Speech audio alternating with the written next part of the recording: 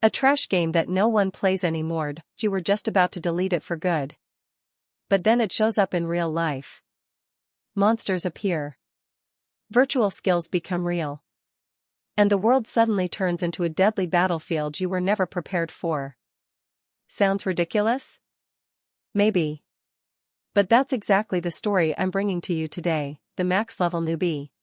Trash game. That's the term. Usually used for games that are boring, unbalanced, or just plain garbage to play. But there's another definition too. A game that's stupidly, ridiculously hard. Tower of Trials, the virtual reality nightmare of a game. 1 year after launch, a bunch of hardcore Korean gamers, whose life goal is to beat games in ways the devs never intended, decided to go all in. Grinding. Every single day. No sleep. No food. Just pure, masochistic gaming. But then, 3 years passed. And everyone slowly realized something. This game is literally unbeatable. No exaggeration. Need an example? The floor 10 gatekeeper is invincible. Invincible. Even if you brought 100 players with the strongest weapons and maxed out stats. Nope. You'd still get flattened. And no, it's not even a fight. It's more like, one side gets obliterated, the other side politely stands still. Then there's floor 7, basically the Arctic Circle, where the average temperature is minus 60 degrees Celsius. You freeze to death in under an hour. And floor 8? A 10,000 kilometers maze. What is this? An entertainment product or psychological warfare? Honestly, at this point, it felt more like torture than a game. Maybe a social experiment designed to stress out South Koreans. Naturally, the player base started to drop off a cliff. The game was on the brink of bankruptcy. But a few stubborn maniacs kept grinding through this soul-crushing game. And among them was one Korean teenager, Kang Jin-hyuk. You have conquered floor 50. Congratulations! You are the first to clear Tower of Trials. Kang Jin-hyuk, wait, this is real? Floor 50. The final floor. Jin-hyuk exhaled deeply, overwhelmed with emotions. It felt good. Unlike everyone else, he never stopped. He played that game like it was his religion. At some point, it felt like he had memorized every single pixel of the tower. And now? He finally beat it. He first started VR gaming at 17. Now he was 27. Kang Jin-hyuk, wow, 11 years went by faster than a fart in the wind. Haha. Should I stream this? Sure, he only had like 20 to 30 viewers, but hey, a BJ, broadcast jockey, is still a BJ. Still, Jin-hyuk shook his head. Let's be real. Even if I stream it, no one's watching. All my regulars already bounced after watching the same boss fight on loop for 3 months straight. At this point, even if you searched boss fight or 50th floor, nobody's touching Tower of Trials anymore. Kang Jin-hyuk, but if I upload it to YouTube, maybe I'd get some views? If he edited the video down to 10 minutes, it might actually look decent. Kang Jin-hyuk, I'll think about it later. I'm dead tired. Thank you so much for playing our game. A new update will go live in 12 hours. Please enjoy the new content when it's ready. A message from the devs. Wait, what? They updated the game? After 11 years of ghosting? Kang Jin-hyuk, what? A new update? Did they strike oil or something? It made 0 sense. They weren't even making money from this dumpster fire. Well, maybe they've got a grand plan up their sleeves. Not that it mattered to him. He wasn't planning on playing anymore. Update or no update, he was done. He was even planning to quit being a streamer and YouTuber today. He didn't have a family to support, but still, he was 27. He couldn't survive on 500,000 won a month anymore. Kang Jin-hyuk, guess I should tell the gym owner I won't be coming in for a while. People told him he had the skills to be a pro fighter, but dreams don't pay the bills. Kong Jin Hyuk JJY77 Jinha. Jinha. That means hello, Jin Hyuk. Kong Jin Hyuk Eagle Strike, yo, what's up? Why are you up so early? He booted up a stream, and boom, 20 people instantly joined. Chicken and pizza, creamy shrimp and lamb skin, 2 bottles of beer and soju, he was set. Kong Jin Hyuk been dieting 25 years, yo, that chicken leg looks amazing. Kong Jin Hyuk mukbang over gaming.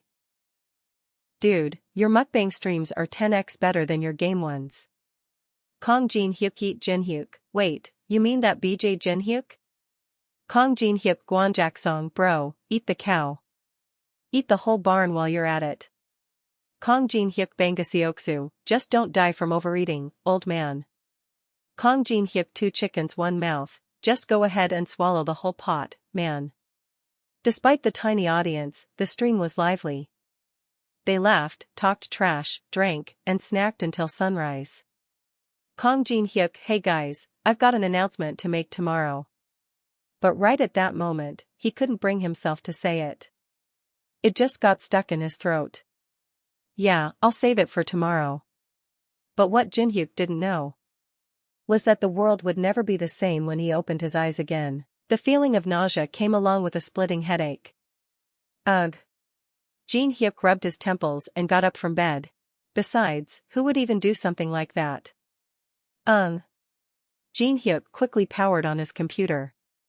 As usual, he looked for music that matched his mood while working on YouTuber. By the way. Huh?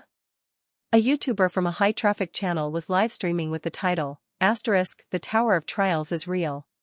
*. Clickbait was nothing new in this industry, but not when there were over 300,000 viewers watching live. Something was off. Jin Hyuk moved his mouse pointer. He didn't know why, but his heart was pounding uncontrollably. Wow. Everyone. That thing. That thing. You all see it too, right? The YouTuber's screen exploded with exclamation marks. A massive tower was clearly visible through the camera. It was that. A colossal tower had appeared in the middle of Seoul.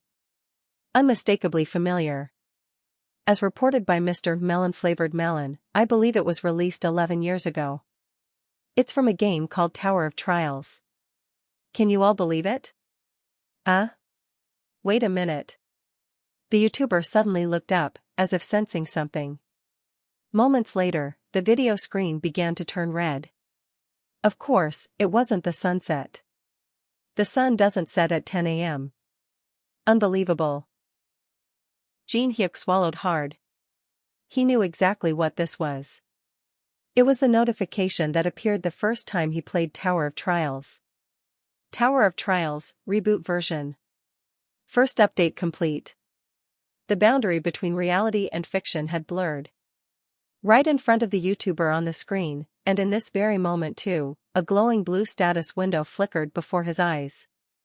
It had begun. All players must clear the next floor of the tower within 90 days. The world as we know it was collapsing. If you fail, humanity will be annihilated. Just like that. The game had become reality. His mind was spinning like a slow-loading computer, but Jin Hyuk quickly steeled his resolve. Phew. He cleared his throat. He had to stay calm. If the Tower of Trials has appeared in the real world, then this is no time to hesitate. I need to move. Jin Hyuk sprang up from his seat. The chair clattered and fell to the floor. But now wasn't the time to worry about picking it up. He had to get out. To the place where he could get that item. Jin Hyuk dashed out the door and sprinted down the street. He was out of breath after crossing the road and climbing the stairs. But why? The excitement, as if he had been waiting for this moment for a long time, made him feel no fatigue at all. He had endured enough. His heart pounded faster and faster, because deep down, he knew he was finally breaking free from that dull and monotonous life. How long have I been running? By the time he arrived, the city center was already packed with people. Which train gets to Busan the fastest? Damn it. It doesn't matter if it's Busan or Nepal, there's no escaping this. I can't stay in Korea anymore. I need to go abroad. Yeah, I have to leave the country. Are you stupid? That tower is appearing in every country around the world. If you're gonna leave, then where exactly are you going? Then where can we run to? Anywhere but Seoul. Have you never seen a movie before? We'll die if we act like weak, clueless idiots. Most people were trying to flee from Seoul. Everyone was anxious. Fear of the unknown is a natural instinct for all living beings. However, in misfortune lies opportunity. Now was not the time to run away. It was time to move forward. In the Korean server, this is one of the locations designated as an area outside the tower. Nationwide, there were probably around 30 such places. The reason he chose this one was because it was the closest to where he lived. Jin Hyuk, staring down into the basement, immediately stepped onto the escalator. You are entering the event zone. The underground shopping mall was dead silent. Just imagine, out of nowhere, a giant tower appears, warning of humanity's destruction, and the sky turns blood red. Who would still be in the mood to run a business? Naturally, not a single soul was shopping here either. Well, not everyone is the same. Jin Hyuk narrowed his eyes. Dozens of people were scattered around the fountain. No need to ask. They were all players who had played the original version of Tower of Trials.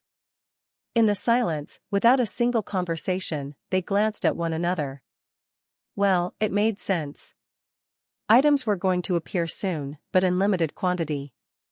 If they were lucky, maybe 5 or more would drop. But there were already over 20 people here. High demand, low supply. That meant someone was going to walk away empty-handed. Just like before. Mr. Kong Jin Hyuk? A young man's voice came from behind Jin Hyuk. A familiar voice I've heard somewhere before? When Jin Hyuk turned around, he saw a man, about 180 centimeters tall, with dyed blonde hair. Lee Jong-soo.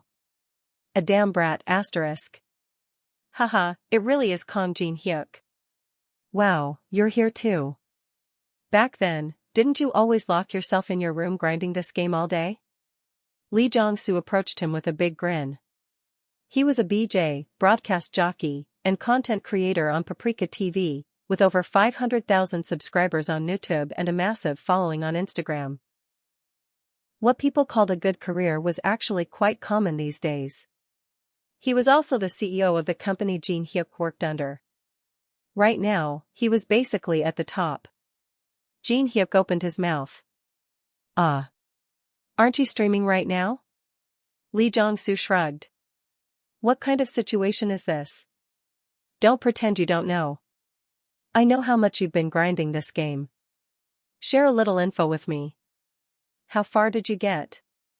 Don't hide stuff from your coworker. Let's share the fortune, yeah? Coworker? Coworker? Jin Hyuk felt like he'd just been hit in the head with a sledgehammer. He remembered clearly what this scumbag had said before. The company founded by Lee Jong-soo had tricked BJs with unfair contracts. They claimed they'd pay for editors and content production fees, but it was all a lie. On top of that, they skimmed 60% of the total revenue, so the more someone streamed, the more money they actually lost. Jin Hyuk had protested, but it was useless. Jong-soo had the biggest law firm in Korea backing him. Besides, the contract had been signed with mutual agreement. In the end, the BJs, forced to work like slaves, ended their streams in tears. Truly despicable. The close colleagues and friends who had been with him from the beginning. One by one, they all left the industry. I know you're good at games and also pretty decent at mukbang streams. How about I offer you a new contract with better terms?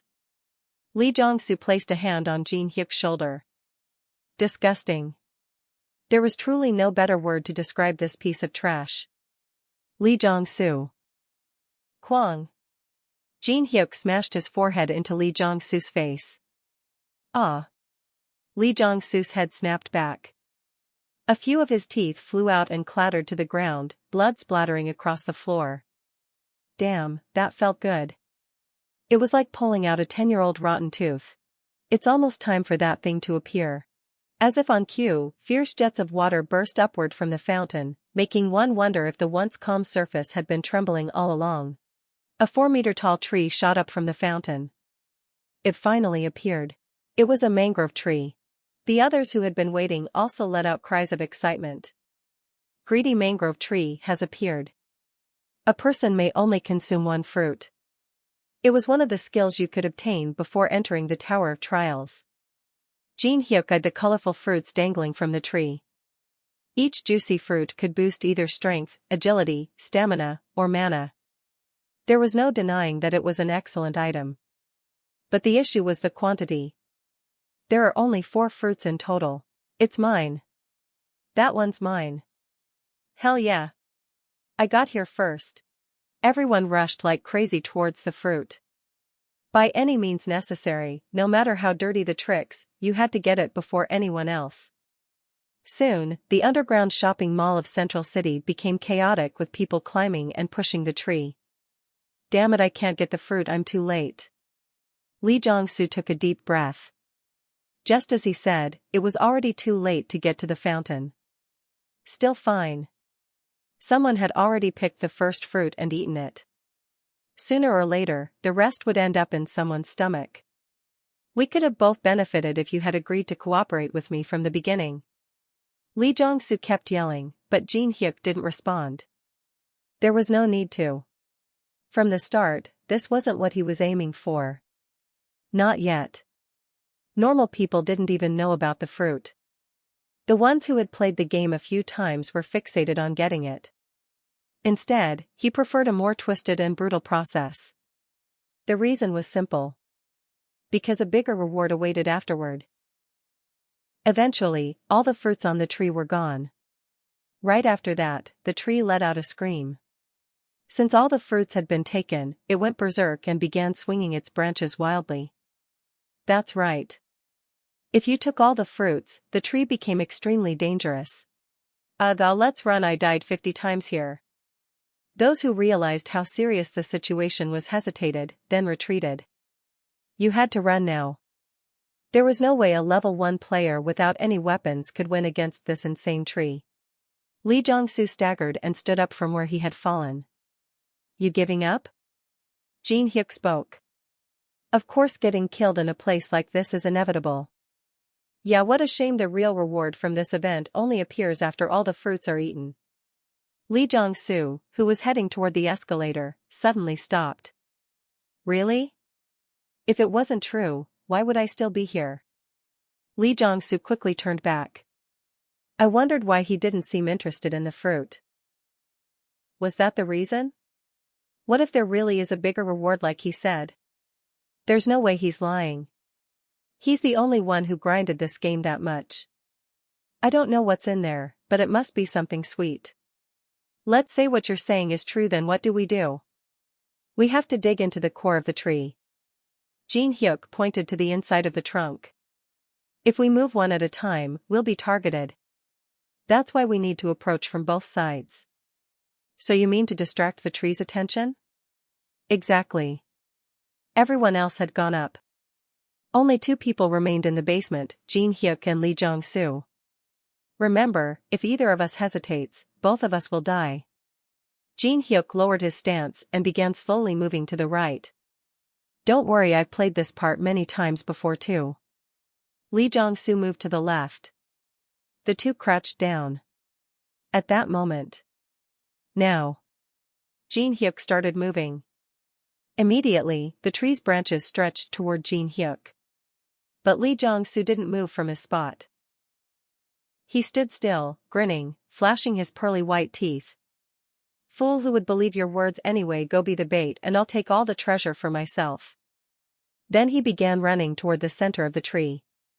Too bad he was trying that on the final boss of manipulation himself, Kong Jin Hyuk. Jin Hyuk smirked quietly, the kind of smirk that says, I knew you'd do that. Good to see you haven't changed a bit. Because guess what? You're the bait, pal. While Jin Hyuk played the clueless front-runner, the roots of the tree pulled a full Uno reverse card. They slithered right past him and made a beeline straight for Lee Jong-soo. By the time Jong-soo realized something was off, it was already too late. Vines shot up and wrapped around him like they were hugging their long-lost soulmate. The grip tightened like a python doing CrossFit. Jong-soo's smug face quickly morphed into raw panic as he looked at Jin Hyuk, who by the way was still casually jogging without a care in the world. His face had that told you so energy all over it. Weak. Pathetic. Not worth saving. And if Jong-soo had any complaints? He could take them to court, maybe hire a dream team of lawyers. Jin Hyuk wasn't losing sleep over it. The vines didn't stop. They kept wrapping until they hit his head, and Jong-soo finally started screaming like a kid who just lost their phone charger. But it was useless. With one sickening crunch, he was mulch. Gone. Sayonara, you greasy backstabber. And now, the show truly begins. With the appetizer gone, the vines turned their attention to Jin Hyuk. Two came in from the left at a neat 22-degree angle. One swooped in from the right at 35 degrees. Child's play. Years of hardcore gaming and surviving physics class with Ms. Tao had prepped him for this exact moment. He spun out of the way like a Beyblade, perfectly timing his dodge so the vines smashed into each other instead. The force of the impact sent them flying back like they'd just been friend-zoned. They pierced the tree trunk behind them, and there it was, the glowing, beating energy core. Exactly as planned. Finally. The core was out in the open. Just like in the game. Everything was going according to the walkthrough in his mind. The real challenge had always been manipulating those attack angles, turning the enemy's strength into its own downfall. Jin Hyuk picked up a broken root, twirled it like a pool cue, and said with the calm of a man who'd already won, "Let's not make this harder than it has to be. Just hand over the core, alright? This is a limited time event, so I'm not even getting any EXP here. Best case scenario, I make it onto the Hall of Fame wall." From beneath the ground, the roots began to wriggle their way up like they just remembered they had unfinished business. And right on cue, the system decided to chime in with its signature flair. The Tree of Greed has activated its skill, Creeping Bloodsucker. Kong Jin Hyuk let out a sigh that said, "I knew this would happen." Veteran or not, he wasn't dodging every single one of these. Still, redirecting the attacks? That was definitely on the table. He pivoted smoothly and swung the root he was holding like a pro fencer at one of the oncoming tendrils. The clash sent a jolt up his arm. Sure, it left a tiny scratch across his cheek, but hey, that was a lot better than getting turned into root sushi. Crisis dodged. Jin Hyuk reminded himself, calm down. No need to freak out. There's literally zero benefit in panicking right now. Clenching the root like it was Excalibur, he ducked and darted forward, heading straight for the base of the tree. In his head, he was already reviewing this level for the 100th time. He'd done this before. He could do it again. The distance between him and the tree was shrinking fast. Almost there. And then, just as things were heating up, the soundtrack changed. The buzzing of insects grew louder, and from the shady canopy above came a cloud of the creepiest butterflies you'd never want to see on a nature walk. These weren't the cute kind that land on flowers. Nope. These little nightmares flapped around spewing some kind of weird glowing powder like they were doing illegal chemistry in midair. Kong Jin Hyuk's eyes widened. Sleep butterflies. Of course. He quickly covered his nose, knowing exactly what they were up to. These bugs weren't here to fight. Their plan was to drug their enemies into dreamland and let nature handle the rest. He gritted his teeth. If he wanted to win, he had to avoid breathing in any of that sparkly knockout dust. No problem. Just hold your breath and sprint like you're late for a boss raid. Taking one huge inhale, Jin Hyuk charged ahead, lungs on lockdown. As he approached the core, he launched himself into the air with all the elegance of a gymnast who also happened to be wielding a root as a spear. He plunged it deep into the center. And then the tree panicked. A massive burst of wind exploded from the hollow of the trunk, like the tree was trying to scream, "Get away from my kidneys." Jin Hyuk gritted his teeth, grabbed onto the edge.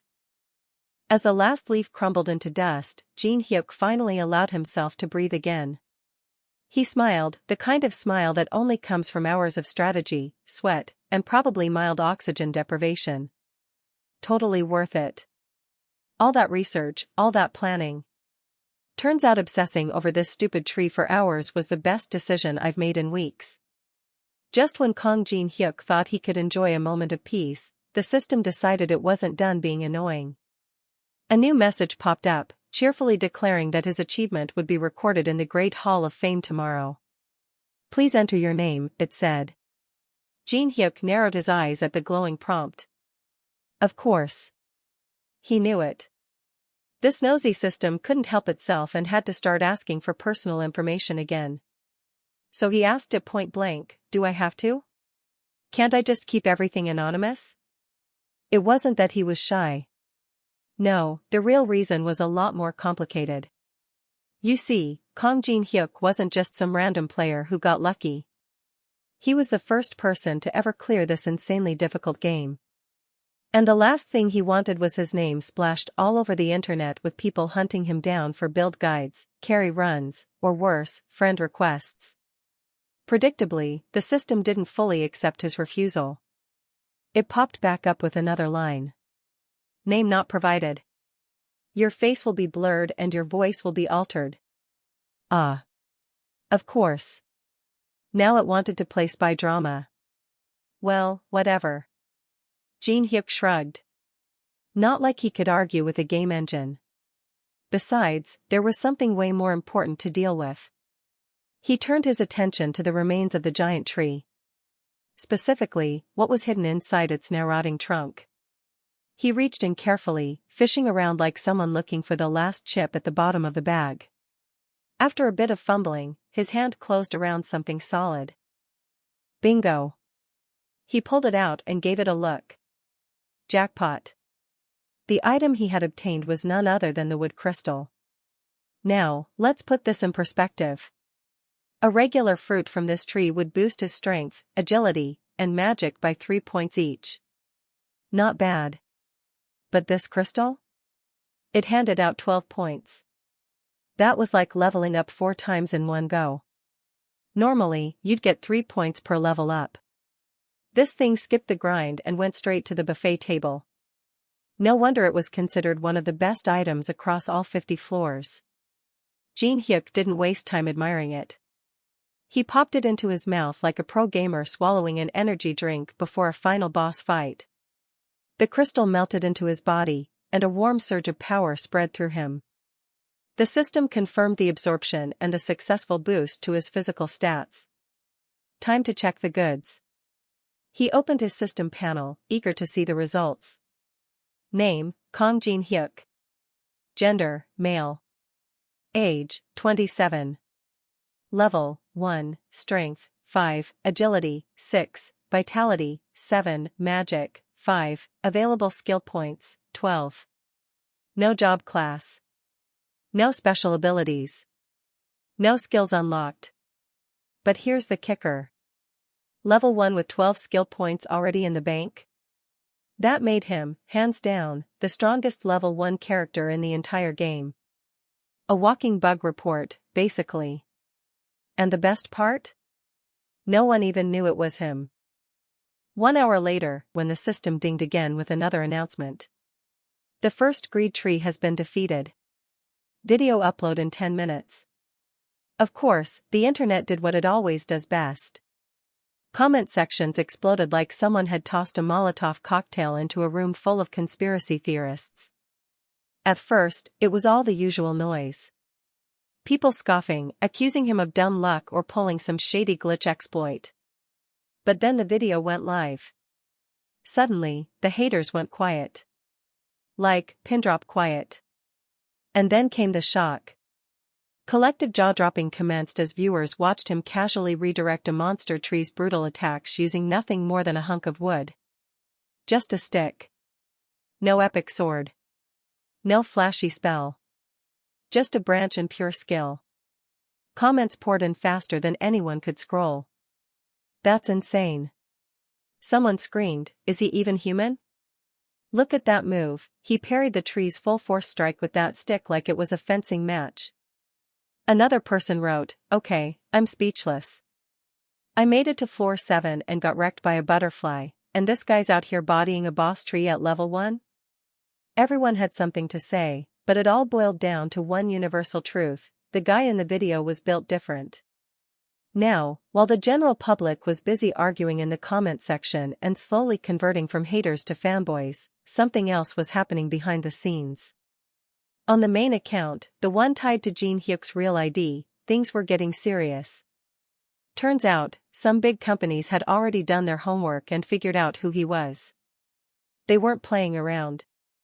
2 major corporations had slid into his DMs, ready to throw cash like they were at a music video shoot. The first message was straight up wild. Greetings. My name is Beck Hosher, CEO of 5-Star Semiconductor. We are prepared to offer you a signing bonus of 10 billion won and a monthly allowance of 100 million won. Whatever financial support you need, we'll make it happen. Please contact us upon receiving this message. Jin Hyuk blinked. Was this for real? Was he really that impressive? He paused, thinking it through. Sure, beating the greed tree at level 1 wasn't exactly something most players could pull off. But still, was it worth all this fanfare? Then it hit him. Most of those loudmouths in the comments probably hadn't even made it halfway through the game. He had been judging things by his own impossible standards again. Time to remember, the average player wasn't out here soloing boss trees on a fresh account. To be fair, that was a tempting deal. 1 billion won is still 1 billion won. Back in the day, when Kang Jin Hyuk was broke enough to lose a fight with a vending machine, he would have snatched that offer with both hands and possibly a foot. He used to survive by borrowing rent money, skipping meals, and saving up for days just to buy a decent dinner for a solo mukbang. If this golden ticket had landed in his inbox yesterday, his signature would already be on the dotted line. But today? Different story. Now, he wasn't about to hand out his secrets for any price, not for 1 billion, not for 10. The most valuable thing in this new world wasn't cash. It was knowledge. And more importantly, being the only one who had it. Right now, exclusivity was everything. Next on Jin Hyuk's hit list, the moment the game launched, mana began quietly leaking from the Tower of Trials and seeping all over Seoul. It didn't trigger any flashy disasters or turn buildings into jelly. But it did create one serious side effect: any item outside the tower started gaining holy relic status. Of course, none of them were the real deal. The genuine legendary relics were locked away inside the tower itself. What people were finding outside? Cheap knockoffs. Bootlegs. Walmart versions of divine power. Still, fakes or not, these replicas carried power. And there was one place overflowing with more of them than anywhere else. Cue the next destination, the National Museum of Korea. Think of it as one giant treasure chest with climate control and a gift shop. This museum had more pseudo-relics packed inside than most players could dream of. The only issue? Jin Hyuk wasn't the only one with this bright idea. Unlike the greed tree, which popped up at 7 locations across the city like a limited-time fast food item, the National Museum had just one version. No respawns. No duplicates. Which meant one thing: competition. And not just any players. He knew some of the people heading there would be from the top of the leaderboard, the big fish with flashy gear and fan clubs. Getting to the museum was easy enough. You have entered the event zone. Kang Jin Hyuk pushed open the door and took a step inside, fully expecting a chaotic free-for-all. Instead, what he got was an awkward level of silence. So quiet, he could hear his own footsteps asking if they were in the right place. Huh, this is way calmer than I thought. Did nobody make it here yet? But after just a few paces, the answer smacked him in the nose. Quite literally. The sharp, unmistakable smell of grilled regret hit him like a punch from a flaming meatball. Right at his feet lay a body, blackened and crisp like someone had rage-quit life after losing a boss fight. Oh yeah. Someone definitely got here before me. And judging by the condition of what used to be a fellow player, they didn't exactly walk out with a souvenir mug and a smile. Jin Hyuk squinted down at the poor soul, and an odd thought passed through his mind. The speed at which people were adapting to this new world was impressive, sure. But the gap between wanting to survive and actually being good at it? That gap was basically the Grand Canyon now. All this reckless ambition, just for one thing. The artifact. More specifically, a medieval-grade holy relic that had everyone tripping over their shoelaces to get to it. The prize was none other than the grand map of the Eastern Territories. No, not a touristy map of South Korea with cafe spots circled in red. This one was soaked in pure magic. A mystical Google Maps that detailed the interior of the Tower of Trials. It listed the locations of labyrinths, ruins, and the goodies inside them. Basically, a treasure hunter's dream cheat sheet. Even though it only showed information up to the 10th floor, that was more than enough to set the hearts of even the most emotionally unavailable players on fire. Everyone wanted a copy. And in chasing that one shiny goal, they were completely overlooking other valuable artifacts buried just below the surface. Literally. But Jin Hyuk? He wasn't here to be dazzled by the obvious. He was ready to play this game smarter than the rest. As Kong Jin Hyuk ventured deeper into the exhibit hall, the air quickly filled with the unmistakable sounds of human diplomacy, which in this world meant people loudly smacking each other in the face over magical loot. A heated crowd was already locked in a full-blown tug-of-war, both physically and verbally, all scrambling for the prized artifact like it was the last roll of toilet paper in an apocalypse. Insults flew like ninja stars. You dog-faced freak, let go already. It's mine. All of it. Back off, you walking back tattoo. Just as someone was about to go full WWE with a folding chair, a new challenger entered the ring, a muscle-bound dude who looked like he ate barbells for breakfast. He stomped in and let out a roar that echoed off the ancient walls. Nobody move. Or you're all going home in a box. It was dramatic. Intense. And completely ineffective. The others looked at him, blinked a few times, and burst out laughing. One guy even grabbed a hammer the size of a small refrigerator and casually swung it over his shoulder. You so much as twitch a toe, and I'll turn your skull into modern art. Clearly, intimidation wasn't working. The muscular man narrowed his eyes. If words wouldn't solve the problem, then maybe showing off would. With a loud rip, he tore off his outer shirt like he was starring in a budget action movie. His entire torso flexed with inhuman definition, and right before everyone's eyes, both his arms turned to solid stone. That shut everyone up real fast. No more taunts. No more insults.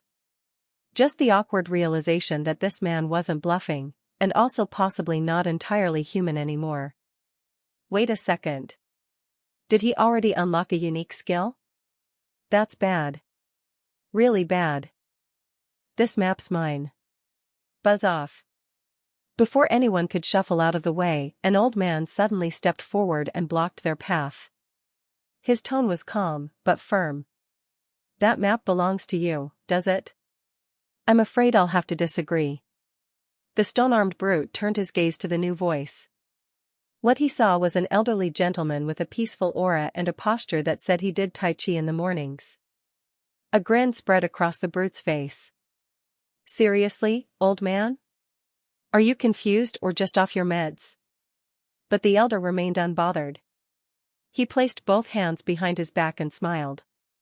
My name isn't old man. It's Min Jungu.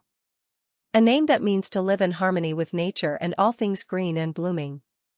He even said it like it was a line from a poetry book. After a good 5 minutes of intense verbal sparring, what scholars today refer to as mouth jutsu, the musclehead finally lost all patience. Did I ask for your life story, old man? Read the room and get lost. That wrinkled neck of yours? I'll snap it like I'm prepping dinner. The old man simply sighed and shook his head, clearly more disappointed than angry. You youngsters these days. No respect. Your mouth's sharper than a veggie peeler, I swear. But let me ask you this, which do you think will happen faster, you twisting my neck, or you turning into charcoal? Before the meathead could process that question, a small flame suddenly sparked to life right on the old man's fingertip. Magic. The brute barely had time to flinch before the flames elegantly whooshed forward and turned him into a human campfire. No fancy spells. No chance. Just vintage barbecue mode. As the flames died down, the elder brushed his sleeves and added one last roast. See? That's what happens when your mouth moves faster than your brain. Just then, his partner strolled in from behind like it was a casual morning jog. Whoa, that was wild. Fire magic really lives up to the hype, huh? Glad I joined your team when I had the chance. The old man glanced over, slightly surprised. Oh, Lai Dizzy. Did you manage to grab the item? The rest depends on you. Don't worry, I've got it covered, she said confidently, pulling out a mysterious black statue like it was just her lucky charm. This little guy's all we need. If anyone tries to stop us, he'll handle it. Violently. She gently placed the incubus-shaped statue on the floor. The moment her hand touched it, a swirling wave of dark, eerie energy burst out. The statue began to shift and grow, as if someone had pressed the terrifying monster transformation button. It didn't just grow larger. It came to life. Eyes glowing, aura pulsing, and absolutely radiating "I will bite you." Lai Dizzy kept a straight face and addressed the crowd. From this point on, anyone who moves even a toe will be considered an enemy. Understood? Because this thing? It eats heads. And I'm not even joking. Then she smiled sweetly at the trembling crowd. Let's all work together now, okay? Suddenly, the chaotic mob that had been brawling like toddlers over candy bars decided maybe, just maybe, staying alive was the smarter choice. Fear spread faster than the fire had. Weapons were dropped, egos were swallowed whole, and someone even muttered under their breath. Man, what's with all these cheat code folks showing up? They're all awakened already. Screw it. We're not winning this. Take it all. Just don't feed us to your statue.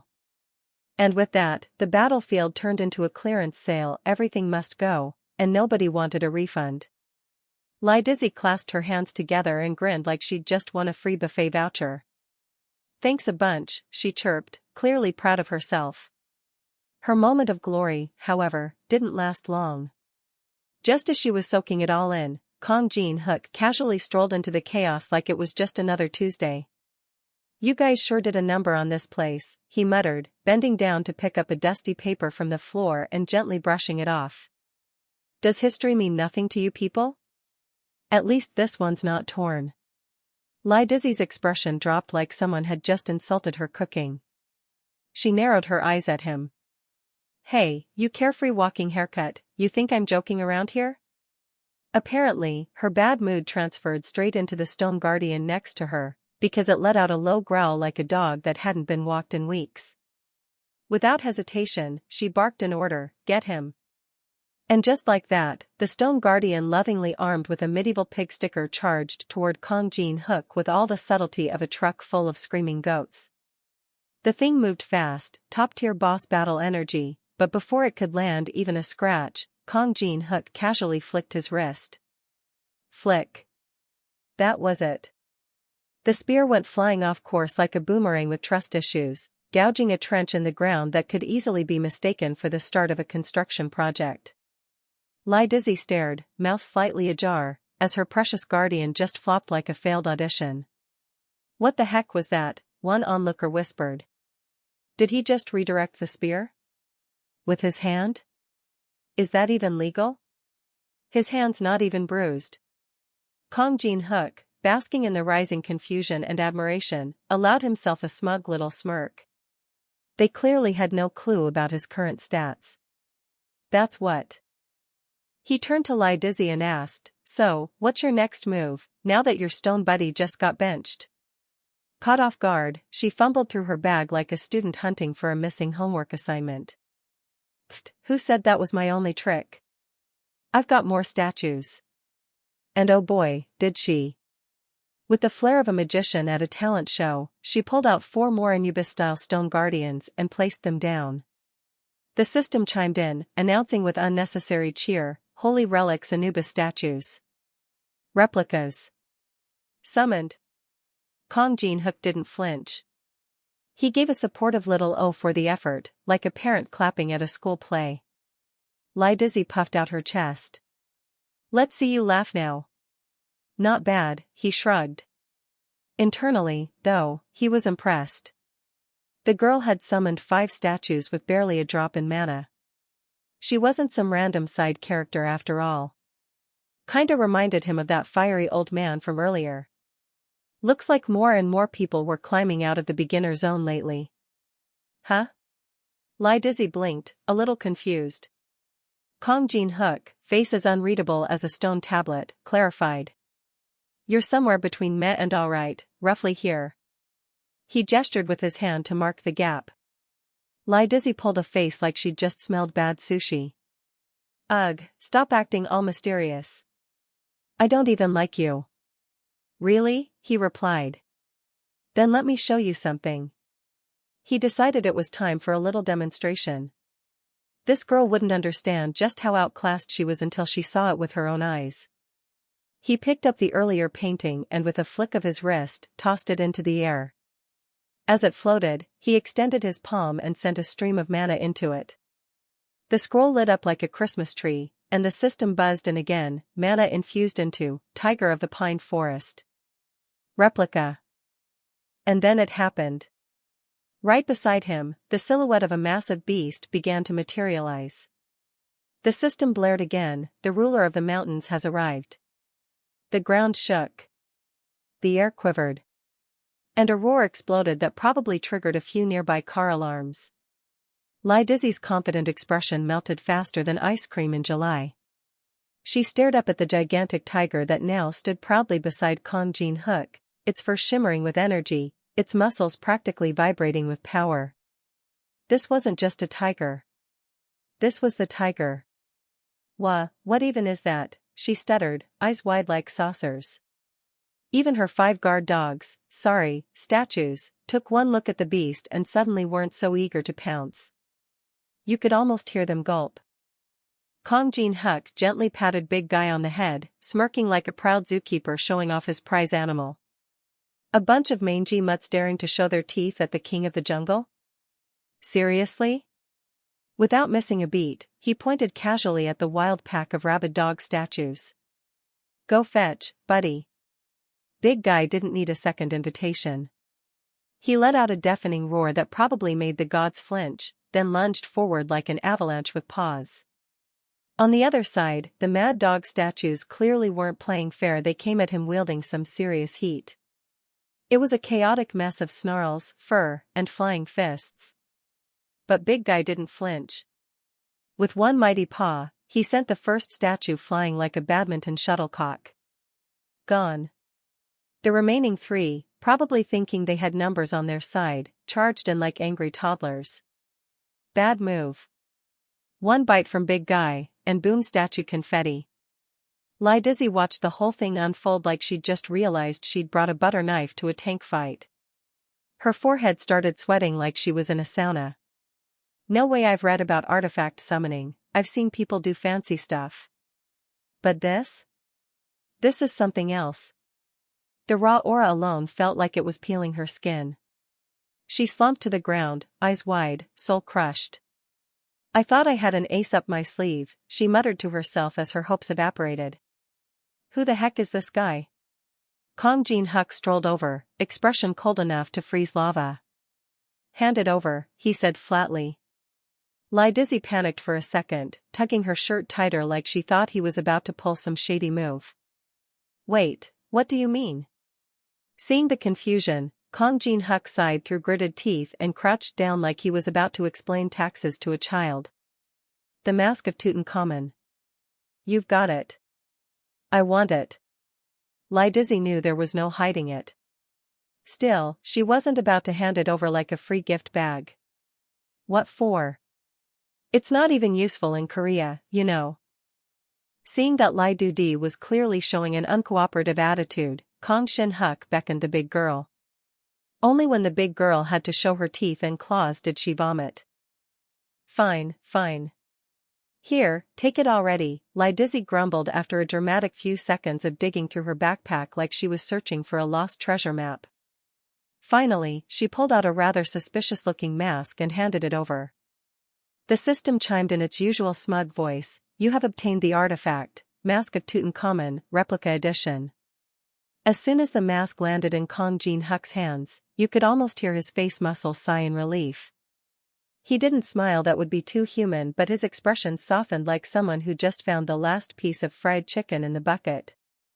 Perfect, he thought, with this baby, the second artifact is as good as mine. Meanwhile, Lai Dizzy, despite being recently flattened emotionally and physically, still had enough curiosity to poke her nose in. Wait a minute, don't tell me you're aiming for the Eastern region's grand map. Kang Jin-huk blinked. The what now? Then it hit him like a forgotten deadline. Oh right, the map. Thanks for the reminder. He waved it off like she'd just reminded him to buy toothpaste. Anyway, that's not your concern. Then, with the air of someone who was done explaining things to peasants, he turned to Big Guy and gave him a little head pat. Keep watch. No one gets through. Big Guy rumbled in acknowledgement, looking quite proud to be promoted to official bouncer. Kang Jin-huk, on the other hand, thought to himself, all set. Let the real party begin. Meanwhile, over at the National Museum, Professor Min Chung-gu was having a very stressful afternoon. He stood staring at a screen, his inner monologue doing full gymnastics. Lai Dizzy, how could this happen? What went wrong? Next to him, Kang Jin-huk stood like a silent statue, trying to look like he wasn't the walking disaster that had just shaken up half the museum. Min Chung-gu glanced at him with eyes full of questions and a dash of disbelief. Who is this kid? And more importantly, how the heck did he even get up here? Wait. No. Don't tell me he beat Lai Dizzy. That would explain the look on her face. Before the old man could spiral any further into internal chaos, Kang Jin-huk broke the silence. I think this is a 1-star resonance lock. Oh? So you know about this thing? Min Chung-gu raised an eyebrow, stepping closer to the artifact with scholarly intrigue. Strange. I've never seen a resonance lock quite like this before. Magic attacks don't work. Physical blows do nothing. It's like it came straight out of a game designer's nightmare. Kang Jin-huk listened quietly, then reached out, gently touching the resonance lock with his fingers like he was feeling for a pulse. He closed his eyes, letting the mana currents wash over his senses. After a moment of silent scanning, his eyes snapped open. There it is. Turning to Min Chung-gu with the calm energy of someone who just solved a Rubik's Cube blindfolded, he said, I think I can destroy it. But there's a catch. Min Chung-gu squinted suspiciously. What condition? Exactly the question Kang Shin-huk had been waiting for. He leaned forward like he was about to offer a once-in-a-lifetime business deal. Simple. You just have to keep blasting that magic barrier with your fire spells. Non-stop. Until it weakens. The old mage scratched his beard.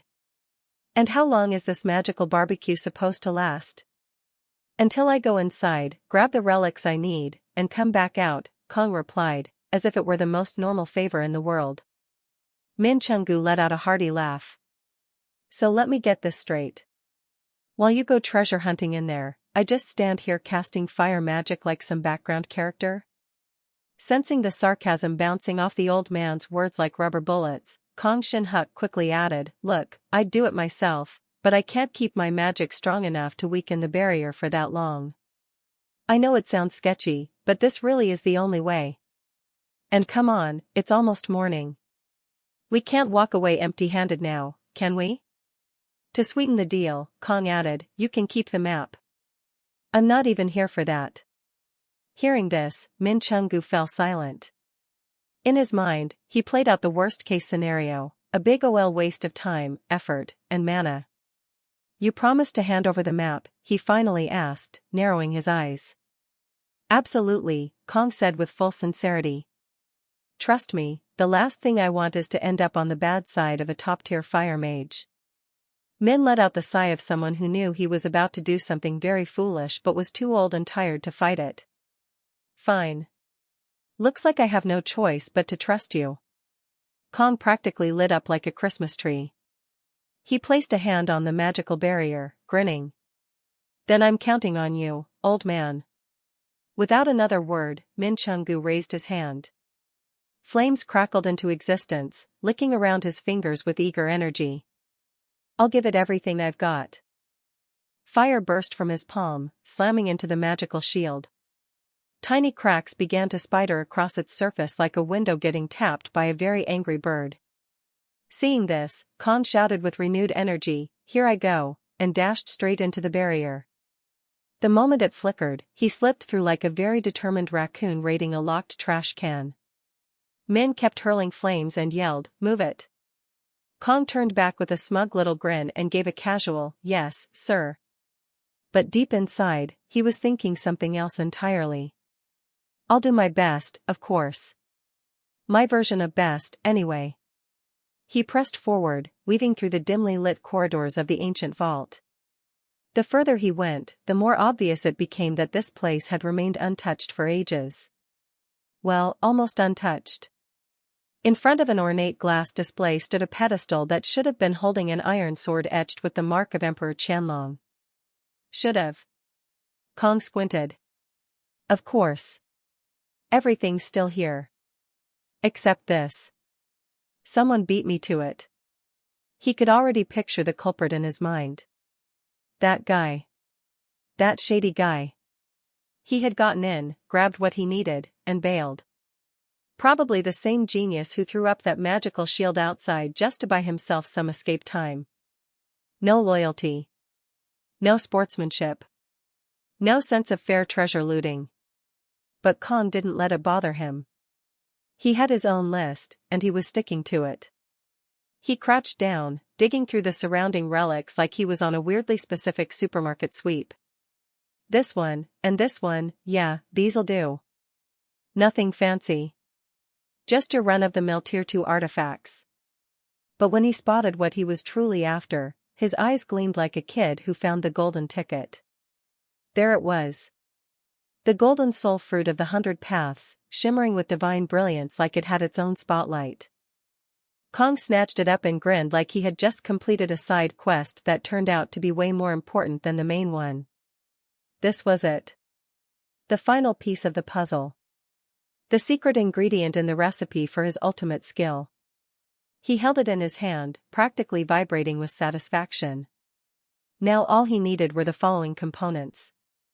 The ritual mold of ancient Persia. The right eye of the mask of Tutankhamun.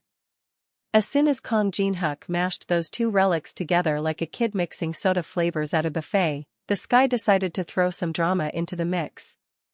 A glowing message popped up above him like a surprise pop quiz. The relics are reacting. Yeah, no kidding, the air was practically humming. Then, like clockwork, another flashy line of text appeared, classic system behavior, saying he had to pay a suitable price to continue. Oh, and what a price. Suddenly, a torrent of game-like data swarmed in front of his eyes like he'd just unlocked the forbidden section of a cheat menu. It read, Unique Skill Fusion, Difficulty, Not Even Worth Measuring. Details incoming. The description made it sound like he was unlocking the holy grail of skills. Apparently, if he could complete one more very specific quest, he'd earn the power to copy and store other players' exclusive skills in the world's memory. And not just copy, but merge them to form souped-up, god-tier abilities. Of course, there was a catch. There's always a catch. The system politely warned him that copying skills wouldn't be a walk in the park. The harder the skill, the weirder the requirement. Fair enough. While Kong Jinhuk was still swimming through all this glittering nonsense and futuristic fonts, a shout cracked through the air from outside like an old man's alarm clock. Hey, are you done in there or what? I don't think these ancient knees can keep this up much longer. Yep. Min Chung-gu. Still roasting the barrier like a marshmallow on steroids. And it was very clear his mana meter was running on fumes. That's when a brilliant, slightly mischievous idea crept into Kong Jin-hyuk's mind like a cat seeing a laser pointer. Wait a second, he thought. If I can copy other people's skills, what about Mr. Firestarter out there? So he focused hard, channeling his energy toward copying that man's magic. The system immediately responded like it had been eavesdropping the whole time. A new message popped up with a ding. Skill copy target selected. Displaying condition to proceed. Skill copy condition. Min Chung-gu has always hidden his true feelings behind a poker face. Make him show his real emotions. Kong Jin-hyuk stared at the condition and smirked like someone just handed him the answer key to a final exam. So basically, all he had to do was tick the old man off? Not a problem. He didn't hesitate. Swinging his trusty pre-temple cash cow relic up into the air like it owed him money, he slammed it down. Boom. All three relics started throwing a rave together. Sparks flew, light burst everywhere like someone just opened a portal to the sun, and the system dinged again with dramatic flair. Against all logic, common sense, and historical preservation laws, you have successfully fused the relics. Congratulations. You have obtained the relic, Eye of Truth. Seeing that message, Kong Jin-hyuk smiled like a man who just found extra fries at the bottom of the bag. The Eye of Truth wasn't just any relic. Its difficulty rating? Off the charts. Its function? Glorious. 3 times a day, he could check someone's status screen and instantly know whether they were lying or not. Out of all 5 mystical eyes scattered across this world, this one was the crown jewel. But truth be told, Kong Jin-hyuk didn't come to the National Museum today just to flex on ancient artifacts. Hidden quest complete, you have successfully fused 3 B rank or lower replica relics into an S rank or higher artifact. Requirements met. You are now able to copy and store unlimited skills within this world, and use them to forge even more powerful hybrid abilities. Kong Jin-hyuk's voice, in that moment, carried a hint of cockiness that could only belong to a man with a shiny new OP skill. You have unlocked the unique skill, Overlink. The world's memory is now initializing. Outside, Min Young-woo was still doing his best impersonation of a magical flamethrower, channeling every last drop of mana to batter the invisible barrier like it owed him rent. He shouted again, his voice laced with urgency. Kid, hurry up. But instead of rushing, Kong Jin-hyuk answered in the calmest tone imaginable. You can stop using your skill now, sir. That sentence hit the old man like a bucket of ice water.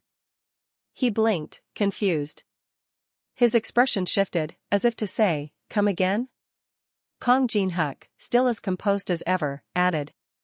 To be honest, there was never a reason for you to keep blasting it in the first place. Min Young-woo's confusion mutated into anger. What? Then why the heck did you tell me to keep firing at it? Kong Jin-hyuk didn't answer.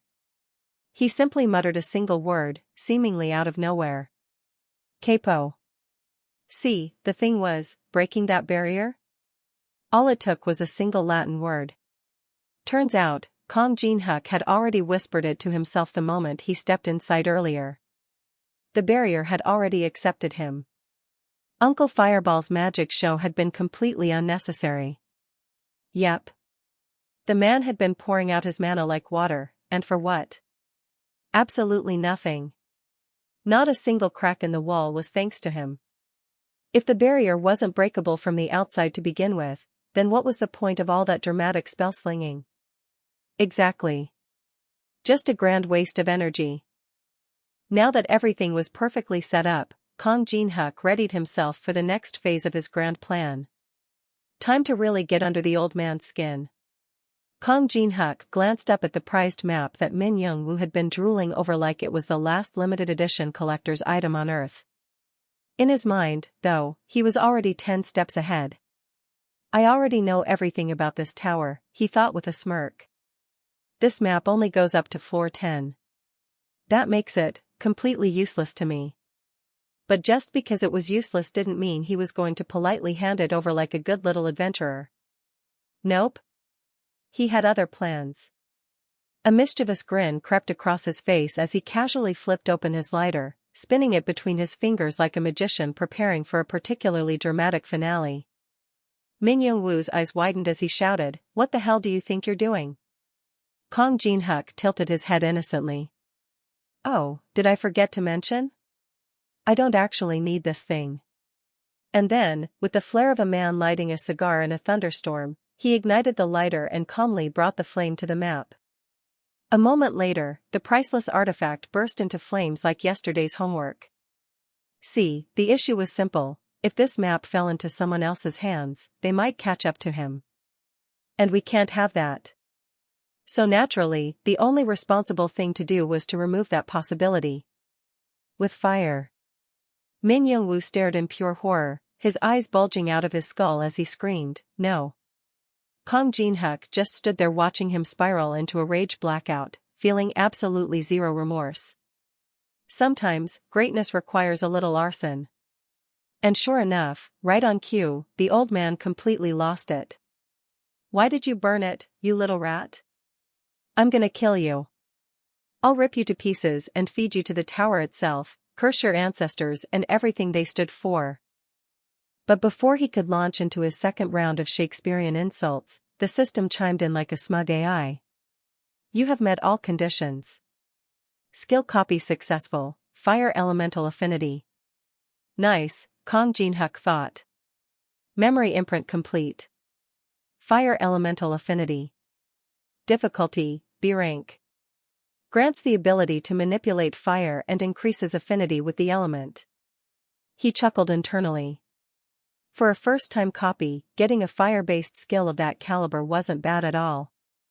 Meanwhile, Min Chung-gu's rage meter was officially broken. "You'll regret this. I'll make you pay for what you've done," he roared, frothing at the mouth like a fantasy villain on his final monologue. But Kong Jin-hyuk didn't even blink.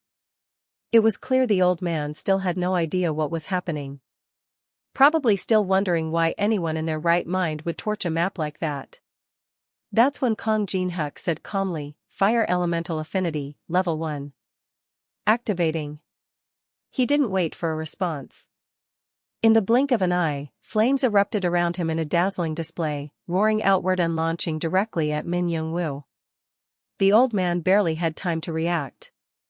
His eyes went wide in disbelief. That fire. That technique. It was exactly like his. Except, stronger. Much stronger. Like comparing a pocket lighter to a forest fire.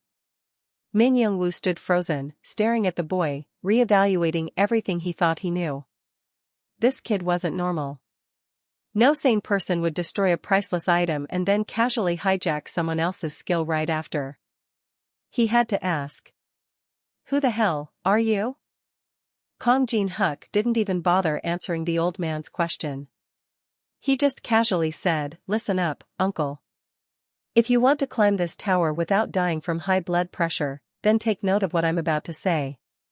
After leaving the museum, Jin-hyuk began piecing things together in his head. Including himself, there were now 4 veteran players who had shown up at the Korean National Museum. It wasn't hard to guess why. They were clearly trying to minimize their own risks now that the world had gone full Tower of Death mode. But what? They're still trying to get even stronger? He opened up his status window, fully expecting to be amazed by his own greatness.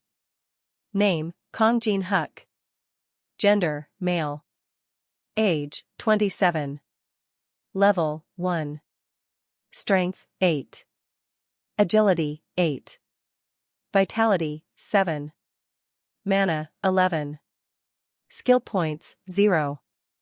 Job, unemployed legend. Unique skill, fusion. Skills, Fire Elemental Level 1, Eye of Truth Level 1. He looked at the screen like a proud dad staring at his newborn stats. "Damn, I'm cool," he muttered to himself. "Time to collect more skills. Especially the unique ones. Gotta catch 'em all, Pokemon style." Then he added nonchalantly, I'll be in touch, uncle. Until then, you and the girl downstairs should go grind some levels or something. Even as he spoke, his brain was sprinting ahead, planning out the next 10 steps. He already had a few chess pieces in play, but this game was just warming up. First step, collect the must-have skills. Realistically, getting every skill out there was impossible. He only had one life, after all. But the juiciest ones? The top-tier, overpowered, game-breaking skills? He would hoard them like a dragon hoards gold. Just then, his stomach growled like a dying monster. He paused. Okay, note to self. Step 2, get food. If someone handed me a hot bowl of spicy beef noodle soup with pork hock right now, I'd ascend to heaven. While he was fantasizing about soup, a crowd nearby gasped. What the heck is going on? Someone shouted. The news was blaring from a nearby TV. The anchor was reporting grimly, at least 23 people have been confirmed dead and over 50 injured at the National Museum of Korea. The death toll is expected to rise. Authorities suspect that the chaos erupted from a rush to claim ancient relics. And it wasn't just Korea. Similar incidents had occurred in the US, Japan, Europe, and other countries. Basically, the whole world had decided to go full Hunger Games overnight. Jin Hyuk squinted at the screen and nodded. Just as I thought. The players from around the world have started making their move. The news continued. We now turn to security footage from the museum. We warn viewers, what you're about to see is very real, no matter how much it looks like an Avengers trailer. People watching gasped. What the hell? Humans can do that now, one guy said. Wait a second, isn't that the dude from the tower community? Another chimed in, you mean the guy who KO'd the cursed tree monster? Yeah, that fire move looks just like his. Kong Jin Hyuk's face stiffened. What the heck? I haven't even entered the tower yet. Why does everyone already recognize me? Great. Now I need a disguise or a paper bag for my head or something. Meanwhile, the TV anchor pressed on. In response to recent events, the government has launched an investigation into the mysterious tower and its connection to the current anomalies. They've also established a new organization, the Awakening Association. It consists of individuals who have developed unique powers. Kong Jin Hyuk leaned back, rubbing his chin like a philosopher in deep thought. So the government actually pulled it off faster than he expected. A whole new organization just for awakened people? That was some record-breaking bureaucratic speed. He had half expected them to take a couple of weeks just to form a committee to decide on another committee. But nope, boom, Awakener Association, formed overnight like instant noodles. The TV kept babbling in the background. He casually poured himself a drink like a classy villain planning world domination, except instead of a cigar, he had a shot of soju. Then came the big reveal. A serious-looking man appeared on screen, clearly someone who didn't smile often unless someone else was crying. I am Han Sang-jin, the Supreme Commander of the newly launched Awakener Association. I'm here to recruit those of you who've awakened your powers. We understand that everyone has different abilities, but here's our offer. 60 million won a year and a shiny level 7 government position. Pretty sweet deal, right? Oh, and if you happen to be the mystery man in that video, well, the deal's even juicier. Hearing that, Kong Jin Hyuk's hand froze mid-air, glass inches from his lips. His eyes narrowed. The atmosphere around him turned 10 degrees colder. Han Sang-jin, who apparently loved repeating himself for dramatic effect, looked straight into the camera and declared, as the head of this organization, I guarantee you'll receive anything you desire. Absolutely anything. The whole restaurant exploded in whispers like a school hallway after a scandal. Who is this guy?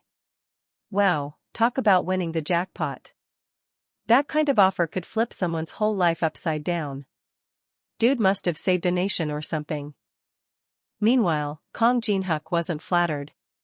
Far from it. So I am the target after all. They're trying to bait me like I'm some ultra-rare Pokemon. He smirked, a dry, amused curl of the lips. Doesn't matter how sweet the offer is, I'm not signing up. In this world, a single extraordinary individual is worth more than 100 average ones lumped together. Han Sang-jin knows it too. That's why he's dangling this meaningless carrot in front of me.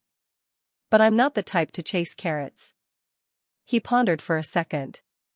If Han Sang-jin was chosen as the top dog of this fancy new agency, he either had some secret weapon in his back pocket or he was the most experienced tower nerd alive. Let's hope it's the former, Kong thought.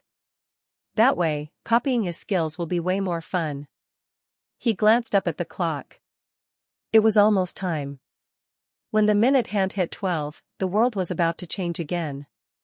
And right on cue, the system chimed in like an overeager game master. The Tower of Trials is now open. All players please gather at the designated zone. Chaos broke out instantly. A flood of people, like it was Black Friday at a magical department store. Don't push. We've waited so long. We're finally here. It looks just like before. Unreal. I still can't believe it's happening. The noise, the excitement, the disbelief, all swirled together into a perfect storm. But for Kong Jin-hyuk, it was just the beginning. The real game was about to start. If you think this video is insanely awesome, don't forget to like and subscribe, and turn on the bell to catch all the latest updates.